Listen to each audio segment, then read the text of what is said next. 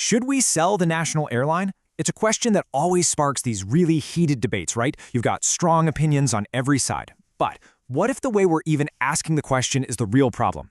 Today, we're going to unpack a framework that helps cut through all that noise and gives us a much clearer path forward. So here's what we're going to do. We're going to set aside the usual political shouting matches for a minute.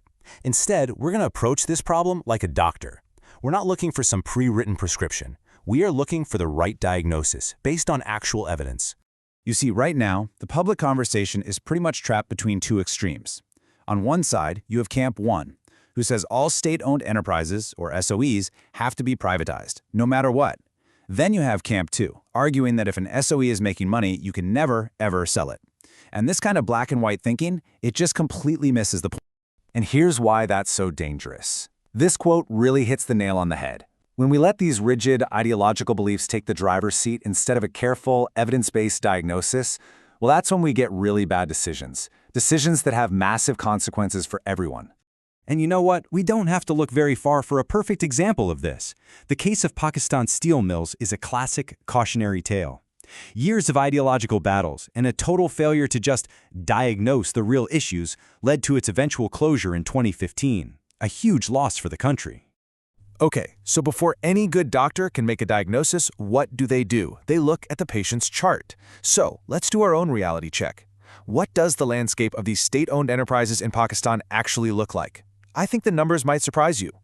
We're talking about a total of 85 commercial state-owned enterprises. That's 85 companies operating in really critical sectors: power, transport, finance, you name it.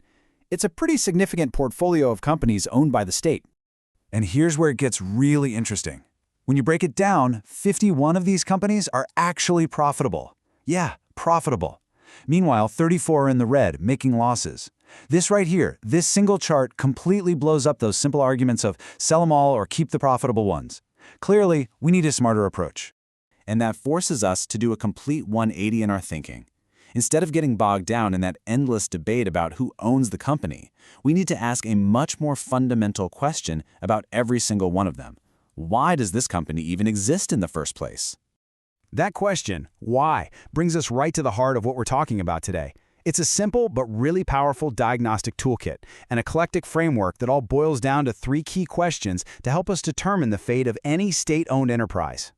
Okay, so here are the 3 tests. Super simple. First, does it serve a core function of the state? Second, is there a market failure? In other words, can the private sector just do it better? And third, the bottom line, is the whole thing financially sustainable? Let's break each one of those down. All right, test number 1. Think of this as the gatekeeper. It basically says that public ownership is a privilege, not just a given. So we have to ask, is this company doing something that is absolutely essential for the government to control? And we're not talking about just anything. We're talking about the big stuff, right? Like ensuring national food security, building massive infrastructure, things related to defense and national security, or fulfilling critical international agreements. If an SOE doesn't tick one of these boxes, it doesn't get a free pass. It has to move on to the next test. Okay, on to test number 2. So let's say it's not a core state function. The next question is there still a good reason for the government to be involved? Is the private market just failing to provide this service or good effectively on its own? The idea here is simple, but it's really profound. The government's job isn't to run a business that a private company could run just fine, maybe even better. Its role is to be the referee, to step in and regulate or fix the market when it's broken, not to try and replace it altogether. And that brings us to our third and final test, the financial reality check. Because look, even if an SOE passes the first 2 tests, even if it's doing something important, it just can't be a bottomless pit for taxpayer money. A company with a bankrupt balance sheet can't deliver a public service. It's as simple as that. And the great thing about this framework is that it gives us crystal clear, data-driven red flags, no guesswork. 3 straight years of negative equity? That's a red flag. 3 years of losses? Red flag. A return on assets below 5% for 3 years running? You guessed it, a huge red flag that something is seriously wrong and needs to change. All right, so we have our diagnostic toolkit. We know the 3 questions. Now for the fun part.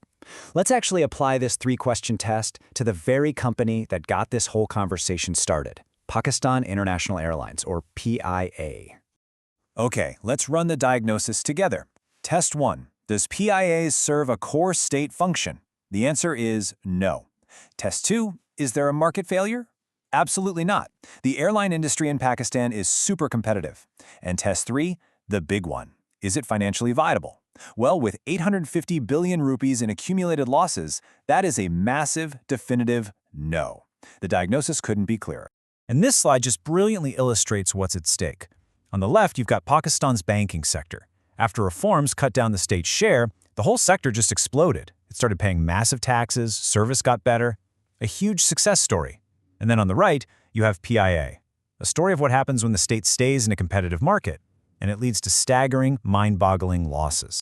So what happens next? Once you have a clear diagnosis like the one for PIA, does that mean you just jump straight to one solution? Not at all. The framework actually gives us a logical ladder of options. See, the first step is always to try and fix the problem from the inside through something called financial restructuring. If that doesn't work, then you move up the ladder to other options, like outsourcing management or leasing. It's only then, as a final resort when everything else has failed, that you even consider privatization or liquidation. This proves that privatization isn't the starting point. It's not an ideology. It's the last tool in the box. So when you boil it all down, the main takeaway is this. Pakistan needs a policy for its state-owned companies that's based on cold, hard evidence, not on emotion or politics. It has to be guided by three things: a clear public purpose, a solid respect for market logic, and a firm, unshakable grip on financial reality. And that leaves us with one final thought to chew on. This whole method, diagnosis over ideology, it's a really powerful tool. So just think, what other complex, emotionally charged public debates could we make so much clearer if we all just agreed to diagnose the problem first, before we start yelling about our favorite solutions?